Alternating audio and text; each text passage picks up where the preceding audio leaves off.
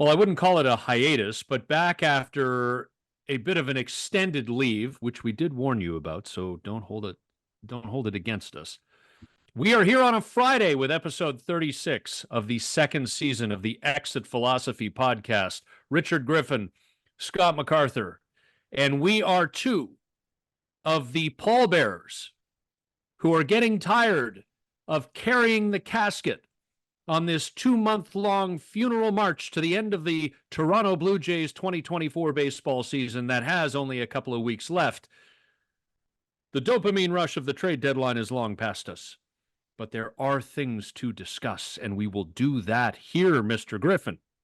Yeah, I'm amazed, and it's been so long since the Blue Jays have been in this situation. And when you're working for them, as I did for 4 years, it sort of drags things out, makes things go slower motion. But it's ridiculous how quickly a season seems to go by when your interest is in a terrible team, when they're playing bad baseball, when there's no hope. The season just seems to flash by in a heartbeat. And I get that's the feeling I have on this season, and it's not good. I mean, you're almost looking forward to the end of the season at this point, as are some of the players, as are some of the coaches, as maybe even the front offices. But they do have 15 more games to play as we record right now, so you can't rush that. But yeah, Griff, I've always said, in a hurry. like I've always said about baseball, right? Because it's better now with some of the rule changes and games get done in 2.5 hours or whatever the case may be. But even in those years where it felt like, well, it didn't feel like games actually were taking 3.5 to 4 hours to complete. Yeah, that's a grind on a Tuesday night in June when the team you're watching or covering is playing its 17th consecutive game without a day off. But the pace of baseball is really made for September contention and playoff games in October and early November, right? Where there's that anticipation for each pitch when the game is happening, because there could be a crucial result on any, not just any at bat, but any pitch of an at bat. And even in the lead up, you're at work. It's like a Wednesday, and you're like, it's too close to the weekend to be excited, and it's too far away from last weekend that any of the energy I regained and recharged by having a couple of days off, that's all gone now. I've depleted it, and I got stacks of paper on my desk and work to do. But the Blue Jays play tonight, and they're a half game up or a half game back for the division lead or a wild card spot. And oh boy, I'm going to sit down for 3 hours and live it and die it. And that's when baseball is at its best. And obviously, as you said, when you don't have a good team, it's just like, let's get it over with.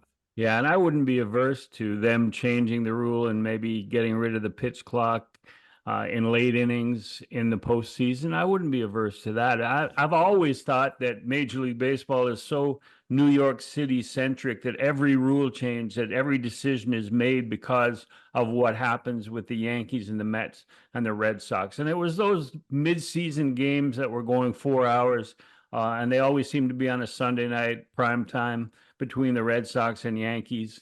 But when you get to the postseason, when you get to September in the postseason, and you have a pitch clock of 15 seconds, there's no time for hand wringing and teeth gnashing and like the tension build that makes baseball so different from other sports, that you can communicate your angst to your partner and just watch the game play out. And that's why maybe from the 7th inning on in the postseason, no pitch clock. Let's get back to building the tension that makes this game so great. And so what you're looking for in a lost season like this are moments. And if I was wearing one, I'd actually tip it, but hat tip to Bowden Francis for giving us not a moment, but moments over the last 3 or 4 weeks. And first of all, I just have to say, because I thought this at the time, It is very 2024 Toronto Blue Jays to have their starting pitcher go into the ninth inning with a no-hitter only to get obliterated. Not the starting pitcher getting obliterated, but if you didn't know anything about that game, Griff, and you woke up the next day and you looked at the score on your laptop, or if you're old school and still have the newspaper in front of you, you're like, oh, the Jays lost 7-2 or whatever. You would never have known. It was just like an ass kicking because the Mets rolled them in the ninth. But Bowden Francis pulling the Dave Stieb. Although it wasn't quite Stieb, because Stieb did it in consecutive starts in September of 1988, taking a no-hitter into the ninth inning. 2 of his last 4 starts, a no-hitter into the ninth. Griff, there are very good pitchers who have had very long careers who've never taken a game into the ninth inning with a no-hitter, let alone done it twice in less than a month. Yeah, it's hard. I mean, I was at that game. It's hard not to like Bowden Francis. I got there. It was a 3:07 start, so I got there about 11, and he was trying to maneuver his bicycle through the press gate entrance. He had ridden to the ballpark on his bike, trying to get it in. He was the starting pitcher that day. This is a guy who is not good in interviews. He's sincere, but not good. He takes so long between answers because he doesn't want to say the wrong thing, and he might be sort of surprised by the question, but it's charming in its own way that he takes thoughtful guy. Thoughtful guy. And then there was when John Schneider, after the home run, went to the mound, and then you saw him smile. And we asked him after the game, what would you say? I said, we did it again. Which is, at a moment like that, for that to be his reaction is really charming, you know. And Yeah. then the video of him and was it Mania, the starting pitcher for the Mets, across the field with a hat tip and a heart thing, which kind of weird. But just, he is a guy that you want to root for. And for him to have come from where you and I, who had been promoting him at spring training and into the season, had almost given up on him, to see him turn it around and do what he's done over the last month and a half, and do it without sort of saying, I told you I had doubters and nobody believed in me, and none of that. It's just like, yeah, I knew I could do it. And does it make me one of the starting pitchers for next year? Hopefully I can. Yeah, I mean, it's just a really nice story and a really great young man that you want to root for.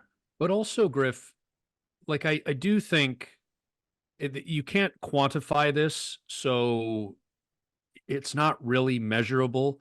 But I do think in these sorts of situations, if you look at Bowden's year and you consider his age, because he's 28, like this isn't a first round draft pick who's 22 and just getting his feet wet and he's on the 40 for the first time and the active 26 or 28 in September for the first time. Like this guy's slogged. This guy's been in the system for a while. Milwaukee, then Toronto.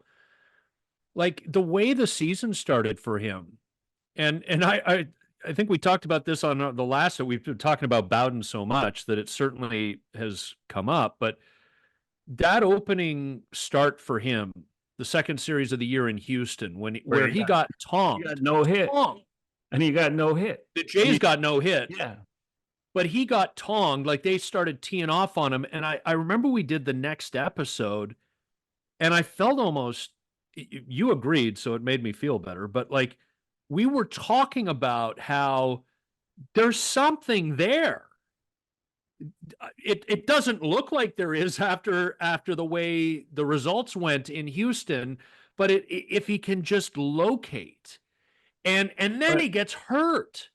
Yeah. So you're very quickly becoming an afterthought, and then to bounce back, I think you learn something about a guy's mentality and ability that way, the way the season's played out, and it's very encouraging. Yeah, I mean, you put it in you can put Bowden Francis in perspective by pointing out that he was a throw-in with Trevor Richards for Rowdy Tellez in the deal with Milwaukee. If you're a throw-in with Trevor Richards, that means that there are not great expectations on your career. And being tonged early in the season as he was, apparently it was the one sequence within a sequence, the one bad curveball that he would throw, or the one, and so he dumped that. He got rid of it. But that's all it takes to make your pitching line look bad and to make you look like a no prospect, is within sequences of a game facing major league hitters to make a huge mistake like that, or leave a pitch hanging in the middle of the plate and have it knocked out of the ballpark. And that's what was happening to Bowden Francis. And that brings up the fact of the Blue Jays and other teams are doing it, where before the starting pitcher for that day's game is accompanied to his pregame bullpen by every other starting pitcher. And it's at moments like that where apparently Bowden Francis saw the way that Gosman went about his business, the way that Gosman threw his splitter and worked the plate. And that inspired him to maybe change his repertoire, dump the curveball, and the rest is becoming history. And I believe Bassett was involved in helping him with grips and stuff. And that's one, we cannot like the way Bassett handles media. We cannot like the way that Bassett tries to explain things as if everybody's a moron. But he does help within that clubhouse in terms of young players. I mean, we saw him in a video talking to Jose Barrios, who's a contemporary, a peer almost age-wise with Bassett, talking to him about his lower body turn on the field before a start, and he's turned it around since then. So maybe Bassett should be an assistant pitching coach when he's done, which might be after next year. So who knows? But yeah, it's an interesting, that shows you how close success and failure are in pro sports, and especially in Major League Baseball as a pitcher. Well, it's a great thing for these guys to find out.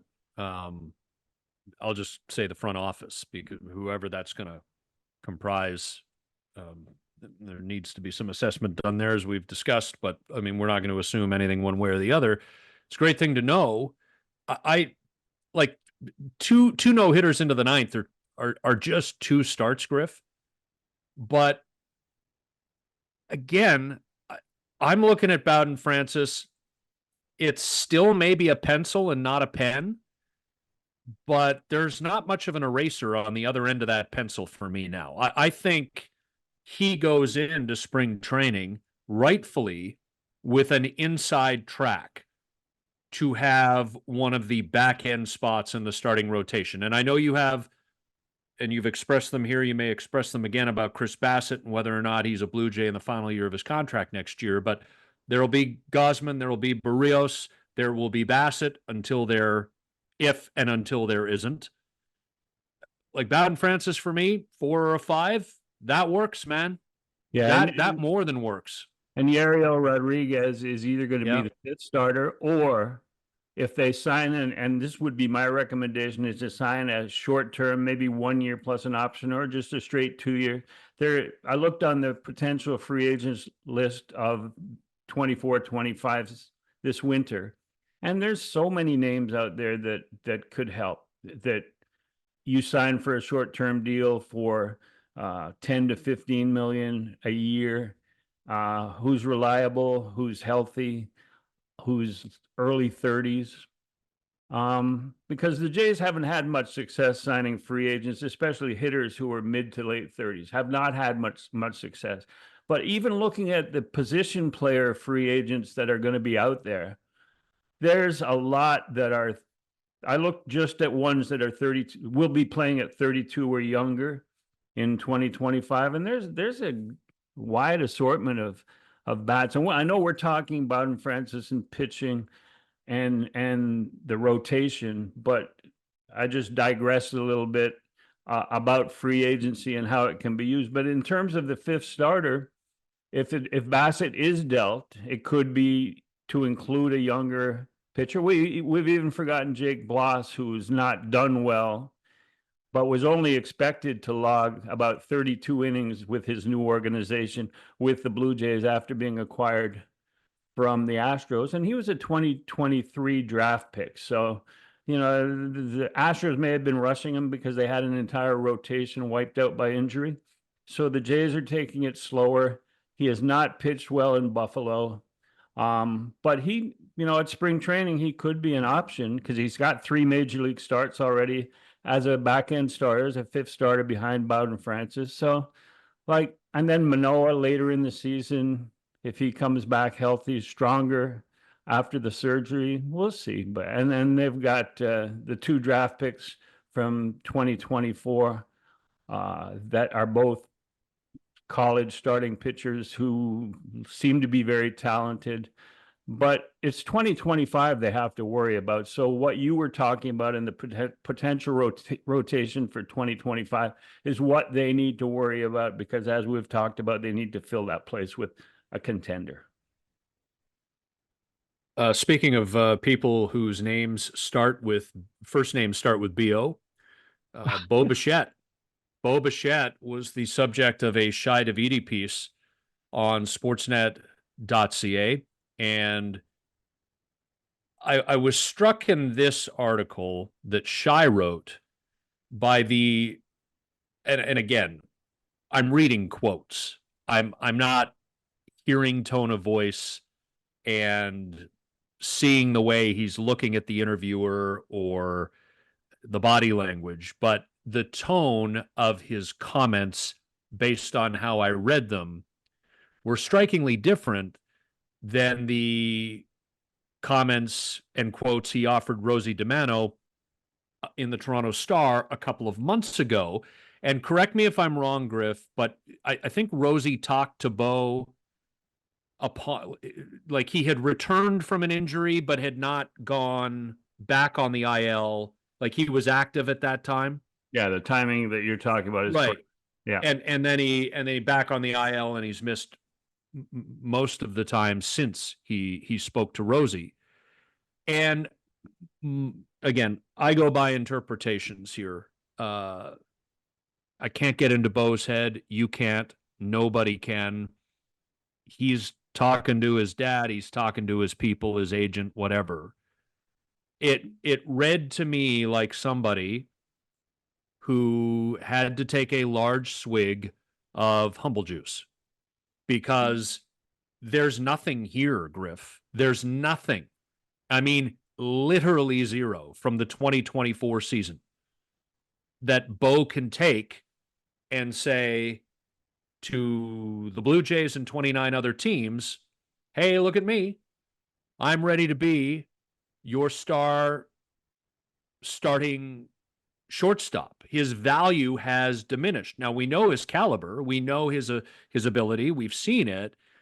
But he's in a weird spot right now, because he was telling Rosie DiManno 2 months ago he's lost his fire. I'm paraphrasing, but he essentially said that. He needs to find it again. And now he's saying to Shi, yeah, I've just always envisioned playing with Vladdy for the rest of my career, and I want to do it here in Toronto. Yeah, it's you can easily see the confusion in Bo's mind. And I've remarked on this podcast about before his first calf injury, he was taking the big stride, which was his pre-2 strike approach. Even with 2 strikes, he was doing it even with 2 strikes. His batting average was down. I think he was going for power. He didn't want to lose power by just hitting line drive singles, as he was wont to do with the foot down approach with 2 strikes. So the confusion is that he didn't know what kind of hitter he wanted to be. And after that first injury, when Rosie talked to him and he was back again, he was doing 2 strike approach on every pitch.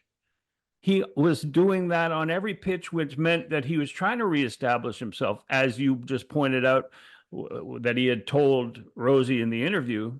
He was trying to reestablish himself as that AL hits leader, a guy who can be counted on to hit line drives all over the ballpark. And then he got injured again. And so now we see him with having a month off, some of that away from the team, some of that talking with his dad, some of that talking with other, maybe his agents, and them telling him to tone it down a little bit because, as we point out, he's not the free agent prize that he could have been if he had had a healthy, successful 2024 season. He's going into 25 needing to have that season to reestablish himself. And for him to be saying those things about wanting to win a championship with Vlad and wanting to play out his career with Vlad, he didn't say that he and Vlad would be with the Blue Jays. But if that's what he wants to do, it seems like he is trying to rewrite his own story. I mean, we've talked about the number of teams that don't need Bo Bichette at shortstop, as he has proven himself to be a sort of a mid-range type fielder, a line drive hitter, and injury prone. He had the knee injury that cost him 26 games in 2020 in the shortened season. So he's got a lot to prove. And if you count 14 teams that don't need Bo Bichette at shortstop, his market is only half of the major league field. So, is he being honest with the interview that he did with Shai? I don't know, but he's playing the game. He's playing the game of, this is what I need to do moving forward. Well, and I got to play PR because, I mean, I can't sit here and boast after 2024. But here's some thoughts, Griff. Let's talk about, and if you want to play off of me, that's fine. I don't want to vomit all of this out all at once, but let's start specifically. Let's start specifically with shortstop, his defensive position. So with all of the necessary kudos and caveats to throw out there, we know Bo works hard, and we know he works hard in the offseason, and he takes an innumerable number of ground balls on a day in, day out basis, lives on the Gulf Coast of Florida, good weather. He's outside a lot. He's training. He's doing his thing. Like, he works hard at this. But as you said, a middling defensive shortstop. We now have a repeated and somewhat lengthy history of lower body injuries, dating back to the knee you mentioned in the COVID-shortened season of 2020. We've had the calf stuff this year. There have been quads and hammies that haven't necessarily IL'd him, but through the years, there's just been stuff. At one of the game's positions that requires the most amount of defensive range, shortstop, when you consider that Bo was never an advanced shortstop range-wise to begin with, and you combine that with the injury history now, and you combine that with his somewhat impending free agency, and as you say, there are about half the teams in the league who are settled at shortstop and don't or wouldn't need him there. I think he's reaching a point where he at least needs to open himself up to the idea, both from a health perspective and from an enhancing and expanding your market perspective, to a position change. Doesn't mean it's going to happen, but you need to be willing to do it. And he played side by side. Bo played side by side with somebody who was willing to do exactly what you're talking about, and that's Marcus Semien. Marcus Semien signed, who was a shortstop his whole career. Bo was at short, and he signed with the Blue Jays for one season, betting on himself that he could have a really good year, which he hit 45 home runs, whatever it was. And he moved to second base, and he was willing to do that. And then he signed a lucrative deal, obviously, with the Rangers as a second baseman. Does Bo need to do that? I would suggest yes. I mean, you look at Xander Bogaerts, who played nothing but shortstop with the Red Sox, then went to another team and eventually changed position, was willing to change position. Fernando Tatis Jr., who's an all-star, one of the best players in baseball, started as a shortstop and then moved to right field. So it's not unprecedented, and they're not asking him to do something that is groundbreaking. It's something that for his own career, and if you can put ego aside or have the ego that says, I'm going to be the best second baseman when I move, or I'm going to work hard at being the best third baseman if I move to that position. If he can do that, I think his market opens up because, like you said, if anyone who is into stats, and I don't know all those wars and whatever, the ones that end with a plus, but you go through all the contenders and you will see that most of them have their own all-star shortstop or potential all-star shortstop and would not be interested in paying Bo Bichette the amount of money that he and his agency feel that he should be getting. Yeah. So I think a position change might be the best idea. I was thinking of a bunch of things as you were talking there, Griff. Marcus Semien, when he did the deal with Texas, remember my first thought, and I know they got Corey Seager the same offseason, but my first thought was Texas. They just lost 100+ games. They were running Mike Fulton-Avitz out there every fifth day. Like, this team sucks. Marcus Semien has a World Series ring less than 2 years later in his second season with Texas. Some other names, older school, Cal Ripken Jr., who I don't think anybody would ever accuse for lacking an ego, and he was older when he did it, but moved to third. Robin Yount, the great Milwaukee Brewers shortstop, moved to center field. He was on the other side of 30, I think, when he did it, but he moved to center field. And Alex Rodriguez, whose ego would blow out the walls of a cruise ship, moved to third to join the Yankees because even though he was the better shortstop than Derek Jeter, like it's happened. Yeah, and going back even further in time, Ernie Banks, who's a Hall of Famer with the Cubs, was a shortstop for years and years and years. And then as he was aging, he took the move and went over to first base. Yep. And I think it was around that time that Don Kessinger came in to play shortstop, but he was willing to make that move. And so that goes back to the early to mid 60s. So it's not something that Bo Bichette should feel embarrassed about if he, for his own future, and he's 26 years old, that he should make a move. I mean, there were times in 2019, 2018, when he was still in the minor leagues, 2019 especially, where people were going, yeah, he's a good hitter. Bo's a good hitter, but he's going to eventually have to move. So it was being said even back then. And then as he improved little by little, and it's still much room for improvement as a shortstop, it just makes sense that if he's either going to remain with the Blue Jays or sign a lucrative deal somewhere else, that it might have to be at another position. So let me ask you this question. And when I do this, I honestly don't know the answer at this point.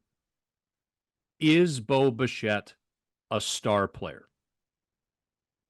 I think he is. I think he has a chance to ascend, to be a shooting star upwards, instead of a shooting star that's going to crash through and burn up in the atmosphere. I think he's got that chance, and he works hard enough.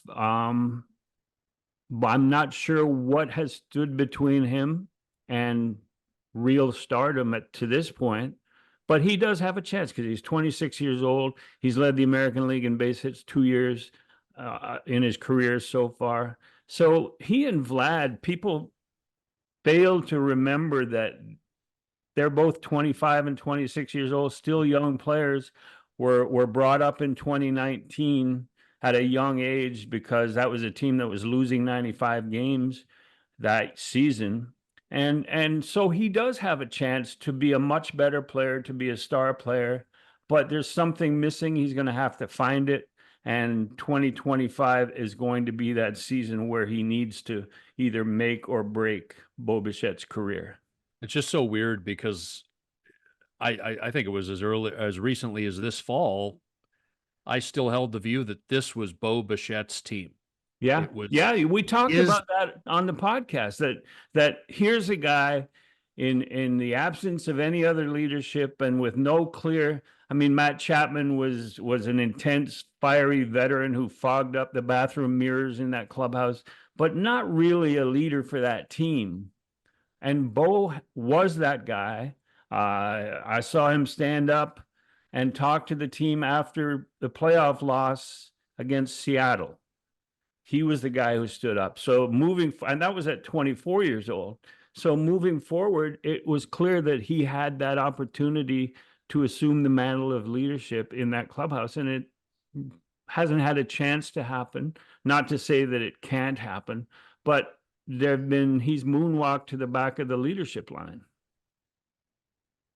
You're listening to the Exit Philosophy Podcast, and an opportunity to remind you, if you are listening wherever you get your podcasts, that you can also hit us up at youtube.com/@exitphilosophy. We are recording on Fridays due to scheduling needs at the moment. Griff has some content for you coming this Monday, though, that especially if you're an old school Montreal Expos fan, but really if you're a baseball fan of Canada, like Dave Van Horn, who's one of Griff's great friends. And of course, Griff has known him for decades and decades now because Griff was an Expos PR and Dave Van Horn was the great Montreal Expos play-by-play broadcaster. There's an interview coming. It's about an hour long, and it'll be posted on Monday at youtube.com/@exitphilosophy. Griff and Dave Van Horn, and maybe a quick preview before we get into John Heyman's comments about the Blue Jays. Griff, I mean, Dave is you tell me he's doing well. He's in his mid-80s now, enjoying life, and it's a great chat. Yeah, it is. And I made sure that we didn't talk about it. I mean, there's been so much written about the team, the Expos leaving and the 94 strike and how it destroyed the franchise and it became inevitable that the team would leave town. And then when it happened in after the 03 season, how sad that was for Canadians and especially for fans in Montreal and Quebec. But we talked about the joy, we talked about the positives, we talked about the early seasons where people were listening to across the country. You know, you talk about Montreal, but it was across the country because the Jays did not come in until 1977. So Dave Van Horn was the voice of baseball in Canada, and radio was the medium of baseball in Canada. And so we talk about the sequence, the chronology of great events through the history of baseball in Canada from 69, or Major League Baseball in Canada from 69, how he arrived there, every key moment through the decades to 94. And it's a great conversation, and I really enjoyed it. And I think people will too on YouTube on Monday. Yeah, youtube.com/@exitphilosophy. Griff's chat with the legendary Dave Van Horn will drop on Monday, and you can get all archived episodes of the Exit Philosophy podcast at youtube.com/@exitphilosophy. September the 11th, 2024, 6:27 p.m. Now, this might be Atlantic time, so it could be 5:27 p.m. on your phone, Griff, but I'm still calling it Twitter. I'm not going to give the other guy who took it over the time of day. I'm calling it Twitter. John Heyman, the Blue Jays don't play the game right or well, period. Now, I was trying to time this up. That was Wednesday's Bowden Francis almost no-hitter. You're about 2 hours and 20 minutes after first pitch. It was a relatively quick-moving game. I'm assuming, I'd have to go back and look, but I'm assuming he's tweeting this in the ninth inning as the meltdown is happening with Chad Green and Genesis Cabrera. But, I mean, people have opinions about John Heyman. Is he Boris's guy? This, that, the other thing. Forget about all that. This is a guy with a following who's done this for a long time, who's being point blank clear about an opinion of a team that doesn't get a whole lot of traction south of the border. What'd you make of what he said? Yeah, I think that as you mentioned earlier, John Heyman is locked in, tied in with a lot of player agents. He's more of a players association, a union guy. I think that he's reflecting the feel of those who want the Jays to reach out and maybe sign their clients and add their clients, because it's clear that the Jays bullpen has run out of juice. The Romano's gone. They traded Jimmy Garcia, and Chad Green has just hit a wall. Chad Green has a role. Chad Green cannot pitch coming off of surgery like he did. He cannot pitch in high leverage like this for an entire season and be the guy out there in the bullpen. So when your bullpen's not pitching well, and Ross Atkins has hit the waiver wire, and every one of those relief pitchers that they've selected from other teams has had a chance to come up and prove why they were on the waiver wire, and most of them have done that. So when your bullpen can't hold a lead, and your defense is a bunch of young guys who still are learning how to play the game, even though they should in certain times know the proper thing, because they're young in terms of Major League Baseball, but they've been playing for a long time. Anyway, they make mistakes fundamentally on defense, in execution. The bullpen can't hold a lead. So of course you're going to say, as John Heyman did, that this team doesn't play the game right, doesn't know what they're doing. And it can change quickly. I think that there's a frustration level in the dugout with the position players towards the bullpen. There's a frustration level from the pitchers to the defense. The right side of the Blue Jays infield, first base and second base, there's ground balls that go through there that shouldn't be going through there. And it ends up as a base hit. And it looks bad on a pitcher's record, and it looks like pitchers are not performing like they once did, or that they were expected to. But there's the subtleties of plays not made, and this all comes together to make the Blue Jays look horrific. They are one of the worst teams. They're only better than six other teams in Major League Baseball. So they're 24th out of 30, which is not good, which is, when you got the 9th payroll in baseball, you should be better than that. So I think it's correctable, but it's kind of hard to argue with what Heyman's talking about at the moment. And the dopamine rush of the trade deadline has predictably subsided, because now we've been watching it for 6 weeks, and it's going to ebb and it's going to flow as it has. And it gets back to the question, Griff, process, values, whatever the terminology is. I mean, how do you just go right back to this again next year? I mean, with the same people making the decisions. I'm going to beat this drum until I'm going to beat this horse until it's dead, or, whatever the case may be. I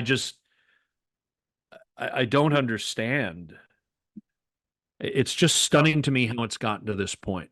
Yeah, Mark Shapiro said that he believes in continuity, and he's full of crap. The only reason to make a change is if you believe things will be better. Well, clearly that would be the reason to make a change right now, because I believe that with a new front office, with a new look in that front office, it would be easier to negotiate with Vlad Guerrero Jr. It would be easier to make trades. It would be easier to deal with free agents, because there would be a belief that this team is headed in a new direction, and that direction being up, and that direction being as a contender. But when you have a front office that is going into its 10th year with Mark Shapiro and Ross Atkins, and they're telling you as a free agent, come join us because we're going to contend this year, and you look and they've lost 90 games the year before, and they're saying, well, we're going to turn it around.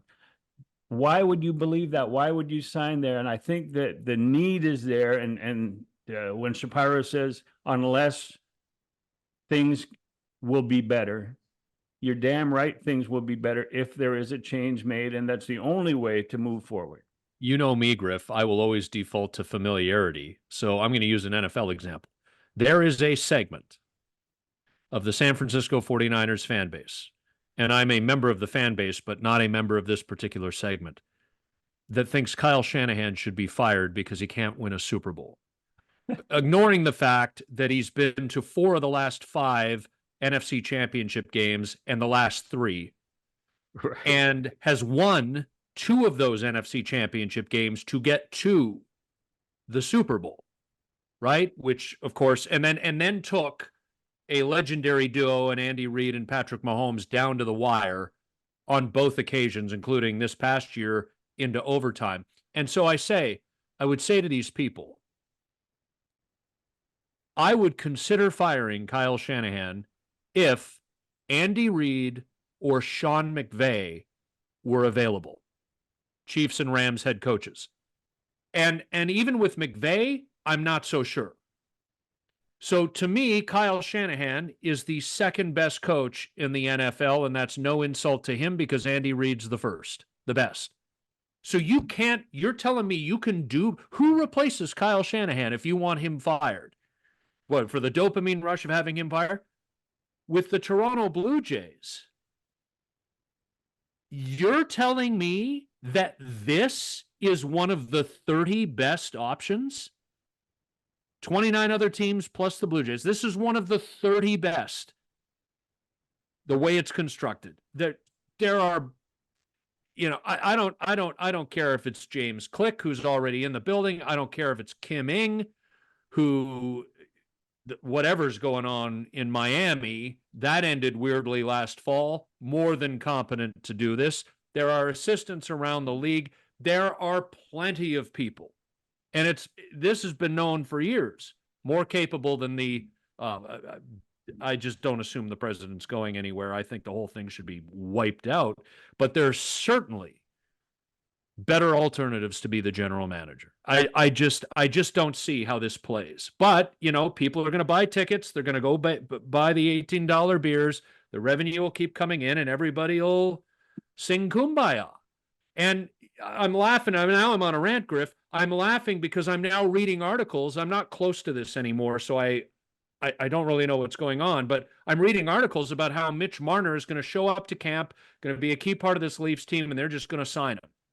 And I'm thinking that the new guy running MLSE just a couple of months ago, we're not here to sell jerseys. We're not here just to sell jerseys. We're here to win. And I'm like, well, your predecessor said something similar, and that guy's predecessor said something similar, and on it goes, and it just on and on it goes. And you got this weird thing in Toronto now, and it's been this way for a while, where the ownership, the entity or entities that own the sports teams also own a large chunk of the media that covers these teams. It is just not conducive to accountability. It's not conducive to success. People who do what we do or what we did in my case need access and can have that access easily threatened. And so any type of attempt to hold someone or a group accountable is met with weird and sort of psychological pushback with threats. It's an unhealthy scenario that is not conducive to maximizing the results of the product on the field, on the ice, on the court. Here's an observation that we've spoken about before. I don't know whether it's been on the podcast or off air, but when I started in the media business, when I joined the Star as a columnist in 1995, fans reflected the media, reflected what they read in the media. They believed what they read. And it was, to me, it was healthy that opinion, and that's why you were there, to shape opinion about the team that you were covering. And I'm referring only to sports because that's the only thing I've been in media for. And as time went on and as social media became so prominent, I now believe that media reflects the fans, and that's not as healthy because there's so many like strange, outlandish, vitriolic fan stances, and media feel like if I don't write that, I will get lambasted on social media. So I'm going to reflect what they tell me, and that's not the media that I broke in with. And so I don't read social media before I write something because I don't want to be affected by it. I don't even read other columnists before I write my columns because I don't want to be affected by that. And I think it's unhealthy, the way the media covers, especially the local sports teams. But, that's the way it is right now in 2024. Yeah. And my question is who's going to say, whether it's you, Rosie DiManno wrote it last October. So she's an answer to this question in the affirmative, but who is objectively going to say this isn't working? And it isn't like it's the first time. We have an established pattern that it's not working here. This needs to end. Instead of saying, well, like it or not, fans, these are the people who are coming back, and you just need to understand that and live with it. No, because you know what? I got better shit to do. I really do. And a lot of people do. Not everybody, because some people will go, well, I'll go to 1 or 2 games a year. I'll take the kids and do the activities and all that. But I don't imagine, and it's simply a visual, and I don't know how much it means to anybody, but I don't imagine the brilliant president and the nodding pleasingly general manager thought, geez, we'd be playing the New York Mets in the second week of September, and more than half of the first lower bowl, would be seats. And that's where we're at. And it's like, well, the kids are back in school, so they can't stay up late. No, your team sucks. I think one of the overlooked positives for this Blue Jays franchise and for 2025, and we've spoken about it at length, maybe too much, is the fact that they spent so much money on the stadium that fans don't have to worry about the 2-year transition where the platitudes come from the front office. Look at our minor league system. Look at Buffalo. Look at New Hampshire. These guys are going to be ready in 2 years, and then we're going to be winners. We're going to be competitors, and they don't have to do that because of the money that Rogers unwittingly sank into the building of player development complex and building the stadium. And I keep harping on this, but I really do believe that it has made it imperative for Mark Shapiro and his general manager, whoever that might be, to put a competitive team on the field. And I think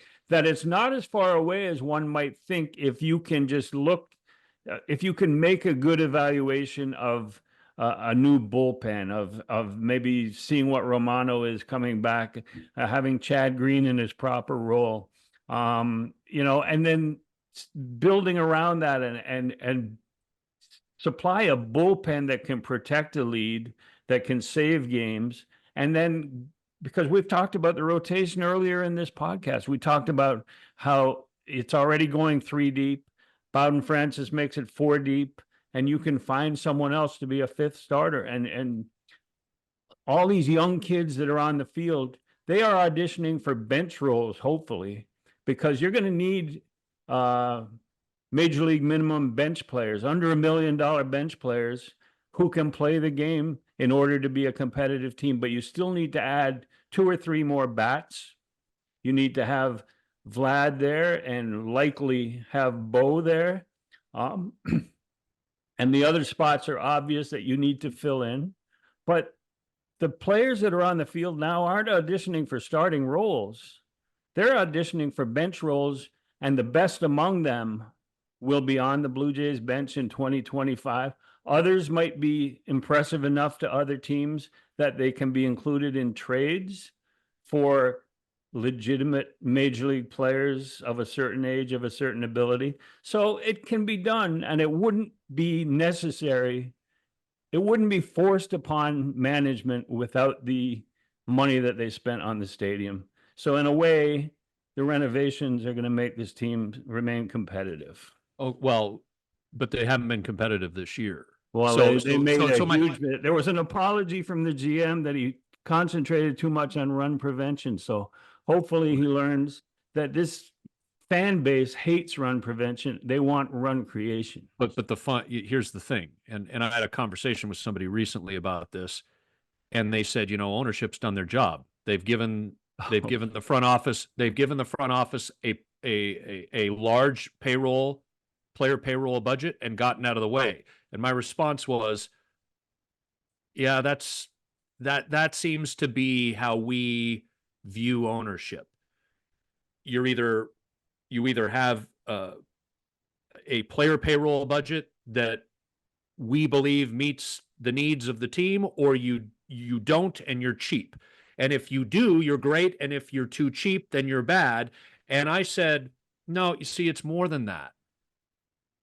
Ownership also hires the people to run the team, who then hire the people underneath them to make the decisions. And just because there's going to be a 230 or 240 or $250 million player payroll budget next year, there's a track record here now. That's why you need to make changes on the decision makers. Yeah, there's a track record that shows us they don't know how to spend the money look properly. At Rogers' ownership compared to Steve Cohen with the Mets. Steve Cohen spent all this money and was bragging about how they were going to be competitive because they had Buck Showalter, because they were spending all this money, and it didn't work out. So what did he do? He got rid of everything, recreated the New York Mets front office and dugout, and now they're like, they had a slow start in 2024, but now they're contending for a wild card spot, and I'm hoping for one that they land one and go, be competitive in the postseason. Yeah, they got the guy out of Milwaukee, right? Stearns. Yeah, and you had a great run in Milwaukee with no budget. And I think the key was getting Gibby as a bench coach. Yeah, Richard Griff, it's one of those things. I'm living in Queens. I'm the king of Queens, Kenny. The king of Queens. He was great when he was in with the Mets. He was just typical Gibby, and it was amazing. Every player that came up the steps of the dugout almost gave him a hug as they were coming out to the field. No reason. He's talking to old friends from Toronto. Yeah. But when they come up, hey, Gibby, and like, it's just nice to see that they think that highly of somebody we think that highly of. Oh yeah, and you told me, I think it's fine to share it now because it's Friday. He's already out of the city, but the Mets, like the Blue Jays, the Mets had the off day on Thursday, and Gibby, in the last year and a half or so, has gotten remarried, and he stayed an extra day in Toronto on the off day to show his wife around the city, because she wasn't here when he managed the team. Yeah, that's how much, even though he was let go, that's how much he thinks of the city, cares about the city. He wanted to show his new wife everywhere that he was familiar with and he loved when he was here as manager. Yeah. Yeah. So it's interesting, right? The Mets and the Braves, a team run by Alex Anthopoulos and a team bench coached by John Gibbons, playing the Blue Jays, both of them in the month of September, both looking for a National League playoff spot. And the way it's shaking out, one's going to get it and one isn't. So that'll go down to the wire and be interesting. We're almost at a full hour here, Griff. So do we want to pivot to the National Football League? NFL, because it is in the heart of the season, and we're recording on a Friday. So the games we had Thursday night football with the Bills hammering the Miami Dolphins in South Florida, and Tua's concussion. I think that he was removed from the game in the third quarter with a concussion. I think that he's maybe out for the season and maybe for his career. It was his third, maybe his fourth concussion, because they didn't even take him off the field the first concussion that he had, which was before they officially, like, I think he's had four. So Yeah. that's about time. But what does that do for the Dolphins' hopes? They were hoping to win the division. Buffalo manhandled them in South Florida. And so it looks, and then with Tua out for the rest of the year, I think they got to sign Ryan Tannehill and take over and just have him be a game manager. But that team has so much offensive talent aside from the quarterback. They got the two wide receivers, Tyreek Hill and Waddle, and they got the running back who's one of the, I mean, they got teams. Well, they got the two former 49ers running backs in Mostert and Wilson Jr., and then they've got this Devon Achane who can move too. Yeah. Yeah, I think Mostert was out, but Achane is is like the speed merchant from the backfield. So if they have a game manager like with experience like a Tannehill, if they sign him, they still have a chance in that division. But they do need to get rid of their defensive coordinator, because they came out of the dressing room at halftime, third quarter, down by 2 touchdowns, and they're holding on the first drive by the Bills, and on third down they got to call timeout because they had 12 men on the field. And then near the end of the first half, a botched defensive alignment, and Cook runs for 40 yards and a touchdown. I think that they have a lot of flaws, but they have time to turn it around. I know there's a lot of Bills fans listening, but it's not the end of the season for the Dolphins. Well, Tannehill's an interesting thought. Let's see how the Packers do at home against the Colts this weekend with Malik Willis, the ex-Liberty University quarterback, who it became very clear almost right away in Tennessee is not an NFL player. He's starting with Jordan Love hurt. If the Packers drop this week's game, they're 0-2, and then they're looking at it going, if we've got a few more weeks before Jordan Love is back off the MCL sprain, maybe we got to go get Tannehill. So it's interesting. You think about Joe Flacco. It was even later in the season last year when the Browns called him. Ryan Tannehill's just sort of out there going, maybe I got options, right? And he played in Miami, was drafted by the Dolphins. So looking ahead to Sunday, what are 3 games that you really like? Before I do that, Griff, I just want to shout out Monday night. I don't need to make any more comment about that. But by the way, why don't we take an extra hour on this podcast, because we're going to need it, to list all of the games, all of the consequential games Aaron Rodgers has played against the San Francisco 49ers and won. I'm not talking about week 3 in the COVID season when Green Bay beat the 49ers on Sunday Night Football with 20 seconds left. I'm talking about opening Monday night game of the year, Niners beat them. 4 playoff games through the years from Kaepernick to when was the last? Well, Purdy didn't play him. It would have been Garoppolo. Niners are 4-0 against Aaron Rodgers. Oh, yeah, Garoppolo beat him in 2021 in the snow in Green Bay as well. So 4-0 in the playoffs, beat him Monday night. Anyway, what was he mouthing to Garrett Wilson after that touchdown made it 7-3 Jets early in the game? All day, baby. Hey, pal, too bad it was nighttime. Although he's probably on Rogan or McAfee today insisting that he's beaten the 49ers in all those games because screw the truth, right? All right. My 3 games. And I feel, Griff, like I want to just not always be easy about this. I want to put myself out there. The Ravens, I thought the Chiefs controlled the Ravens on the opening Thursday night, and yet it came down to a toe. That Isaiah Likely toe on the back of the end zone, turning a touchdown into an incomplete pass and securing the Chiefs' win. I think the Ravens, on a long week against an inferior opponent in their home opener, will cover an 8.5-point spread. Ravens, I am laying the points against the Raiders. Deshaun Watson is not an NFL caliber football player, and Cleveland Browns owner Jimmy Haslam, if it's possible, is an even more disgraceful NFL owner than he is a businessman. And if you don't know what I'm talking about, go to Jimmy Haslam's Wikipedia page and read up on the Pilot Flying J gas pump scandal.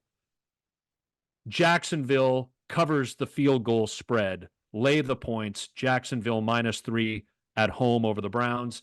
And I will go with a dog late Sunday afternoon in the Denver Broncos home opener.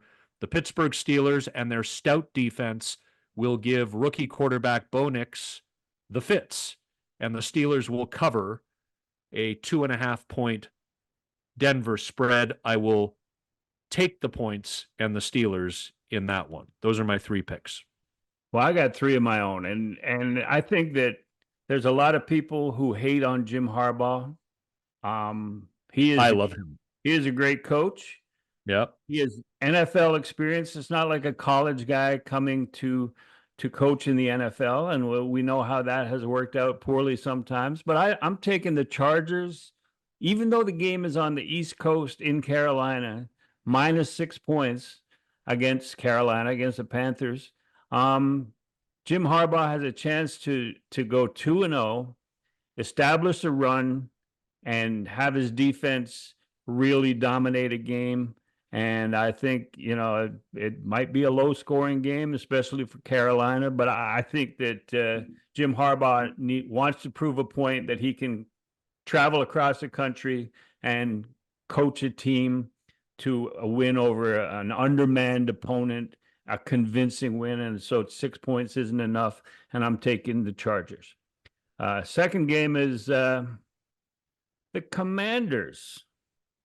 Washington Commanders at home against the Giants. Washington Commanders as favorites, giving 1.5 points.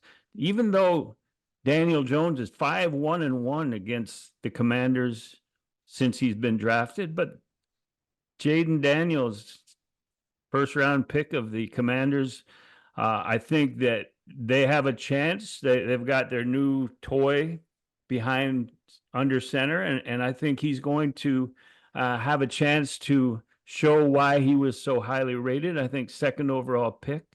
Was he second overall pick? I think so.